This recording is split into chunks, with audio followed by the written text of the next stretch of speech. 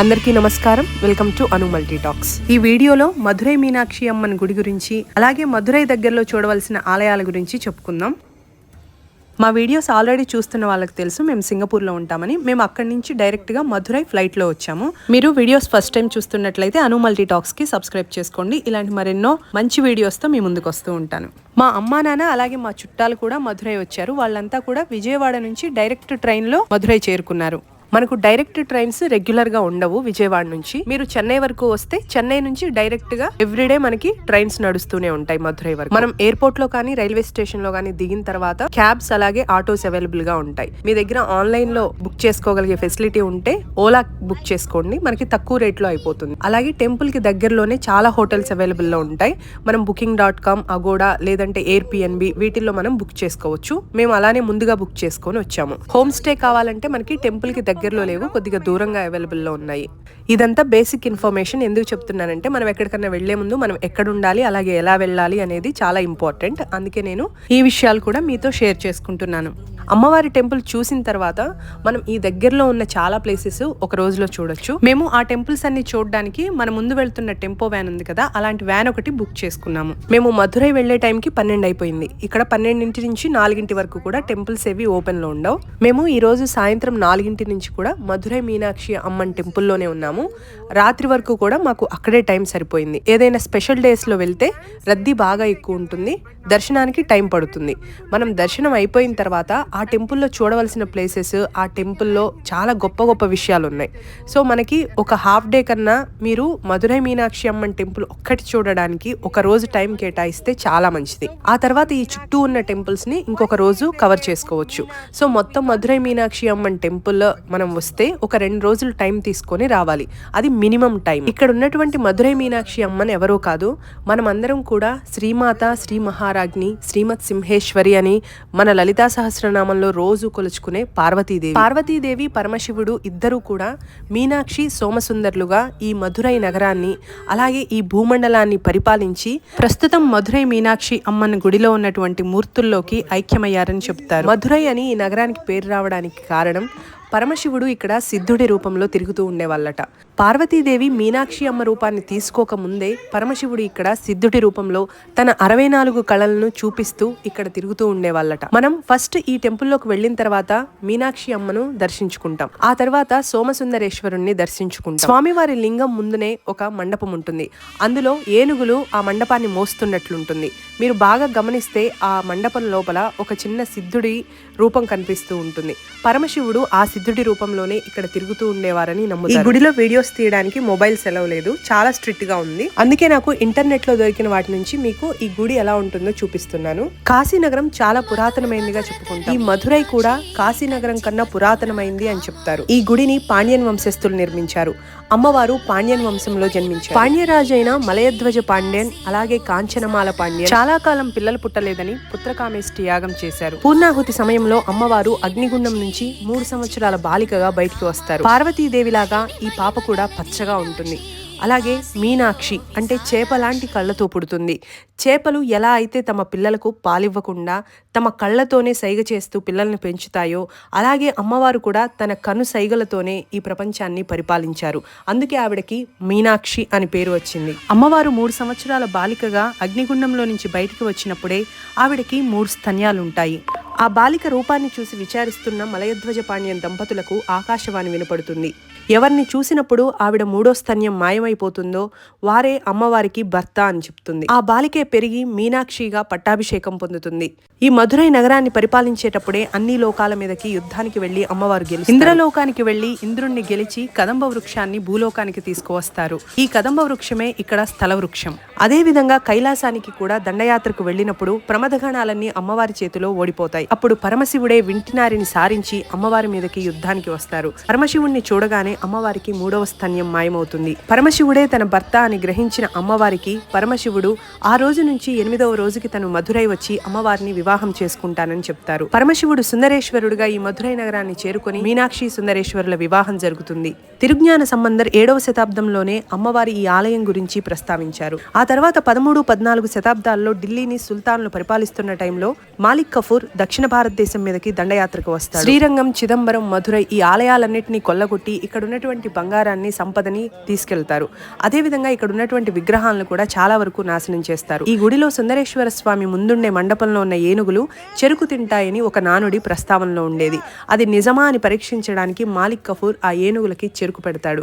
అక్కడున్న ఏనుగు నిజంగానే చెరుకు తినడంతో భయపడి ఆయన ఇక్కడున్న విగ్రహాలను ఏమీ చేయకుండా వెనక్కిళ్ళాడని చెప్పుకుంటారు. అలాగే బ్రిటిష్ కలెక్టర్ అయిన రోజ్ పీటర్ కూడా అమ్మవారిని రోజు దూషిస్తూ ఉండేవాడట. ఎందుకంటే ఇక్కడ పొద్దున్నే లెగిస్తే వేదం వినిపిస్తూ ఉంటుంది. ఇక్కడ ఉన్న వారందరూ వేద పఠనం మానేయాలని, అందరూ వేరే మతంలోకి మారాలని ఆ రోజ్ పీటర్ అందరినీ బలవంత పెట్టేవాడట. మీనాక్షి అమ్మను రోజు దుర్భాషలాడుతూ దూషిస్తూ ఉండేవాడట. ఒకరోజు అమ్మవారు రోజ్ పీటర్ కల్లో కనిపించి ఆయన పడుకొని ఉన్న బంగ్లాలో నుంచి బయటికి వెళ్ళిపోవాలని చెప్తారు. ఎందుకంటే దాని మీద పిడుగు పడిపోబోతుంది అని చెప్తారు. అతనికి నిజంగానే అలా చెప్పినట్టు అనిపించి బయటికి రాగానే ఆ బంగ్లా మీద పిడుగు పడుతుంది. అప్పటి నుంచి కూడా ఎవరిని మతం మారమని బలవంతం చేయడం లేకుండా అలాగే అమ్మవారిని ఆయన కూడా పూజించడం మొదలు పెట్టారు. ఇలా అమ్మవారు అందరికీ తన లీలల్ని చూపించారు. అమ్మవారి తాటంకాలని అలాగే అమ్మవారి మీద ఉన్న చిలుకను చూస్తే చాలా అదృష్టం. అమ్మవారి చిలుకను చూసిన వారికి శాంతి, అభ్యున్నతి కలుగుతాయని చెప్తారు. అలావుద్దీన్ ఖిల్జీ సమయంలో ఈ ఆలయాన్ని కొంతవరకు ధ్వంసం చేశారు. తర్వాత విజయనగర రాజులు, ఆ తర్వాత మధురై నాయకర్లు దీన్ని అభివృద్ధి చేశారు. ఈ మధురై నాయకర్లు తెలుగునాడు నుంచి వెళ్లి స్థిరపడ్డ వాళ్ళు. ఈ మధురై నగరాన్ని మొత్తానికి ఒక రూపురేఖనిచ్చింది వీళ్లే అని చెప్తారు. ఈ గుడి గోపురాలు, గోడల మీదనే ఈ గుడి చరిత్ర మొత్తం తెలుస్తూ ఉంటుంది. ఈ గుడిలో ఉన్న 1000 కాళ్ల మండపంలో ఉన్న శిల్ప సంపద అద్భుతంగా ఉంటుంది. మనం ప్రపంచంలో ఏ మూలకు వెళ్లినా నటరాజస్వామి కుడికాలు మీద నిలబడి ఉంటారు. కానీ ఈ ఒక్క దగ్గర మాత్రమే స్వామి ఎడమ కాలు మీద. పాండ్యన్ వంశస్థుల్లో ఒకరైన రాజశేఖర పాండ్యన్ కోరిక మేరకు నటరాజస్వామి అందరూ చూస్తూ ఉండగా తన కుడికాలు మీద నుండి ఎడమ కాలు మీదకు మారతారట. ఈ 1000 కాళ్ల మండపం దగ్గరే సప్తస్వరాలు మోగే పిల్లర్స్ ఉంటాయి. వాటిని ఇప్పుడు మనల్ని తాకనివ్వట్లేదు, కానీ మీరు అడిగితే అక్కడ చూపిస్తారు. మీనాక్షి సుందరేశ్వర్ల వివాహం సమయంలో సుందరేశ్వరుడు తన జటల నుంచి గంగాదేవిని ప్రవహింపచేస్తారు. అదే ఇక్కడ వైగై నదిగా ప్రవహిస్తుంది. మీనాక్షి సుందరేశ్వర్ల సంతానమైన ఉగ్రపాండ్యానికి పట్టాభిషేకం చేయించిన తరువాత స్వామివారు, అమ్మవారు ఇక్కడ ఉన్నటువంటి మూర్తుల్లోకి ఐక్యమయ్యారని నమ్ముతారు. ప్రతి సంవత్సరం కూడా ఏప్రిల్, మే నెలల్లో ఇక్కడ చిత్తురై పండుగ చేస్తారు. అమ్మవారికి పట్టాభిషేకం, అలాగే మీనాక్షి సుందరేశ్వర్ల కళ్యాణము, అదేవిధంగా అలగర్ అంటే విష్ణుమూర్తిని ఇక్కడికి తీసుకొచ్చి ఒక ఉత్సవం లాగా చేస్తారు.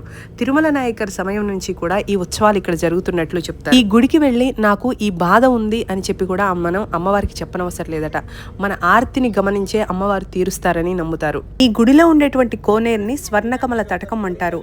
ఇక్కడ ఇంద్రుడు రాక్షసుల మీద విజయాన్ని సాధించడానికి సుందరేశ్వరుడికి స్వర్ణకమలాలను తీసుకొచ్చి ఈ కోనేరులో ఉంచి తపస్సు చేసి ఇంద్రుడు యుద్ధంలో విజయం సాధించాడు అని చెప్తారు.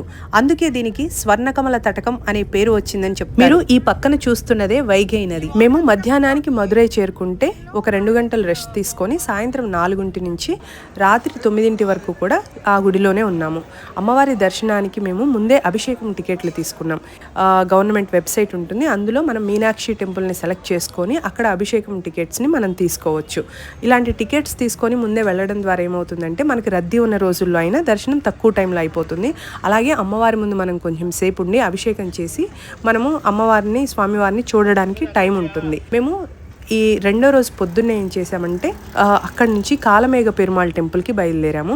ఇది ఎంజీఆర్ బస్ స్టాప్ ఇక్కడ ఉంది. దీని ఆపోజిట్లో ఒక హోటల్ ఉంది. మేము పొద్దున్నే 8 బయలుదేరిపోయాము. వెళ్తూ ఈ హోటల్లోనే బ్రేక్ఫాస్ట్ చేసాము.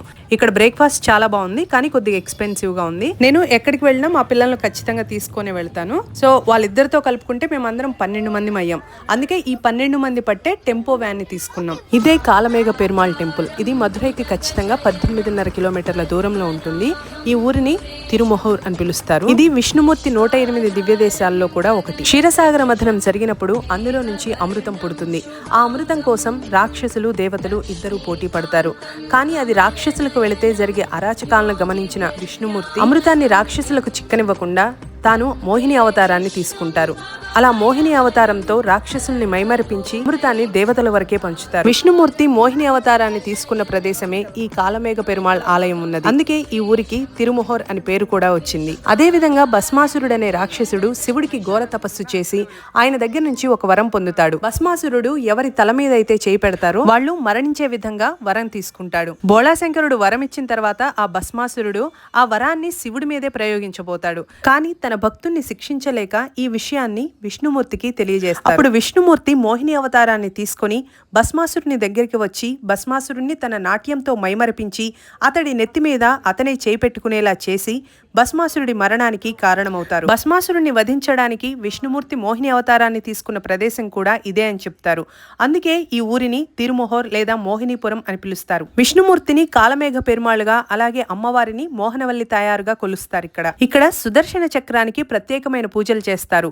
సుదర్శన చక్రంలో చక్రతాళ్వార్ అలాగే వెనుక వైపు యోగ నరసింహస్వామి ఉంటారు. ఈ గుడిలో ఉన్నటువంటి సుదర్శన చక్రం ఎన్నో విశేషమైన పూజలు అందుకుంటూ ఉంటుంది. భారతదేశంలో ఉన్న అన్ని సుదర్శన చక్రాలతో పోలిస్తే ఈ గుడిలో ఉండేటువంటి సుదర్శన చక్రం ఎంతో ప్రత్యేకమైనది. 6 వృత్తాల్లో ఉన్నటువంటి సుదర్శన చక్రంలో చక్రతాళ్వార్ 16 చేతులతో దర్శనమిస్తారు. పాషండ మతస్థులు భారతదేశంలో ఉన్నటువంటి దేవాలయాలను కొల్లగొట్టే ప్రక్రియలో భాగంగా ఈ దేవాలయం మీద కూడా దండెత్తి వచ్చారట. కానీ ఈ ఊరి ప్రజలు వారిపై తిరగబడి ఈ గుడిని కాపాడుకున్నారట. అందుకే ఎంతో పురాతనమైన ఈ దేవాలయం ఇప్పటికీ ఎంతో అందంగా మన ముందు కనిపిస్తూ ఉంది. ఈ గుడి లోపల తిరుగుతున్నంతసేపు మనసు ఎంతో ప్రశాంతంగా ఉంది.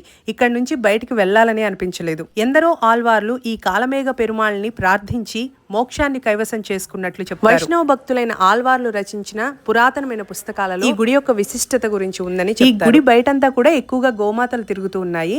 అవి మనల్ని ఏమీ చేయట్లేదు. వాటిని చూసి మీరెవరూ భయపడాల్సిన పని లేదు. ఈ గుడిని కూడా పాండ్యన్ రాజులే కట్టించారు. తర్వాత మధురై నాయకర్లు ఈ గుడిని అభివృద్ధి చేశారు. గుడి లోపల నుంచి మనం బయటికి రాగానే ఎడం వైపుగా ఈ గుడి కోనేరు ఉంటుంది. అలాగే కుడివైపుకు వెళ్తే ఒక చిన్న రామాలయం ఉంటుంది. మొదటగా ఇక్కడ ఉన్నటువంటి కోనేరు గురించి తెలుసుకుందాం. విష్ణుమూర్తి దేవతలకు అమృతాన్ని పంచుతున్నప్పుడు ఒక అమృతం చుక్క వచ్చి ఈ క్షీరాబ్ది పుష్కరిణిలో పడింది అని చెప్తారు. అందుకే ఈ కోనేరుకి క్షీరాబ్ది పుష్కరిణి అని పేరు పెట్టారట. ఇక్కడ దిగి స్నానం చేయడం అయితే ఎవరు చేయట్లేదు. కానీ మనకు అటువైపు మెట్లు ఉన్నాయి. కొద్దిగా నీళ్లు మన తల మీద చల్లుకోవచ్చు. అదేవిధంగా లోపల చాలా చేపలు ఉన్నాయి. అలాగే తామర పువ్వులు కూడా చాలా బాగున్నాయి.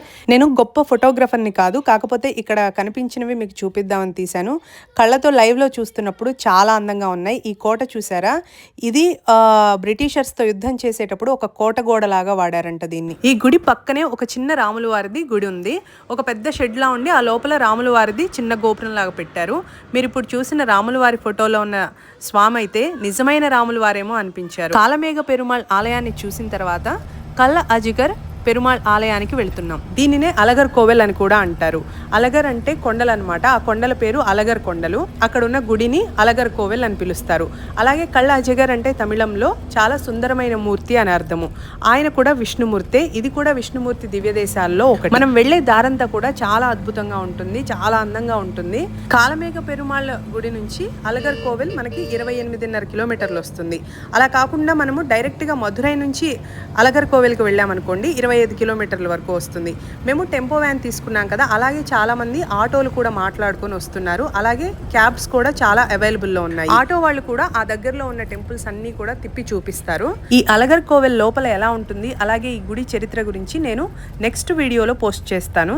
ఎందుకంటే ఒకటే వీడియో అయితే లెంత్ ఎక్కువగా అయిపోతుంది. అందుకని నేను ఇక్కడ నుంచి కట్ చేసి నెక్స్ట్ వీడియోలో మిగిలిన టెంపుల్స్ మొత్తాన్ని పెట్టేస్తాను. వీడియో నచ్చినట్లయితే లైక్ చేసి సబ్స్క్రైబ్ చేసుకోండి. మీరు లైక్ చేయడం ద్వారా ఏమవుతుందంటే ఈ వీడియో నోటిఫికేషన్ అనేది వేరే వాళ్ళకు కూడా స్ప్రెడ్ అవుతూ ఉంటుంది.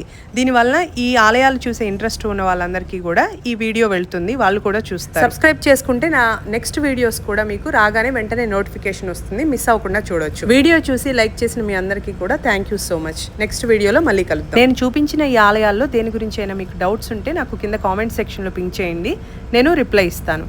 కుదిరితే తప్పకుండా మధురై మీనాక్షి అమ్మన్ టెంపుల్లో అభిషేకం చేయించుకోండి, చాలా మంచిది. అమ్మవారిని కూడా దగ్గర నుంచి చూడొచ్చు. అమ్మవారి కళ్ళు చూడడానికి చాలా అందంగా ఉంటాయి. నెక్స్ట్ వీడియోలో కలుద్దాం. అందరికీ నమస్కారం.